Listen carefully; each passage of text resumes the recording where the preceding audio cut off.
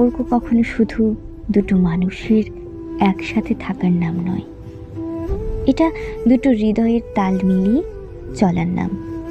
সেখানে যদি চাওয়া পাওয়া, প্রয়োজন, বোঝাপড়া, অভাব, অভিলাষ কোনোটাই মিল না থাকে, তবে সেই সম্পর্কে কেউই আসলে স্বস্তিতে থাকতে পারে না। যে সম্পর্কে একজন সূর্যের উষ্ণতা চায়, আরেকজন চায় ঠান্ডা চাঁদের আলো, সেই সম্পর্কে আলো থাকে ঠিকই, কিন্তু উষ্ণতা থাকে না, শান্তিও থাকে না। কারণ দুজনের আকাঙ্ক্ষা যখন ভিন্ন হয়, তখন হাজার চেষ্টা করেও কেউ কারো অভাব পূরণ করতে পারে না। দুজনের চাওয়া, আকাঙ্ক্ষা, অভাববোধ ভিন্ন হলেই সেখানে কেউ কারো মনের মতো হয়ে উঠতে পারে না সহজে। পরস্পরকে দারুণ বোঝাপড়ার ব্যাপারটা তখনই তৈরি হয়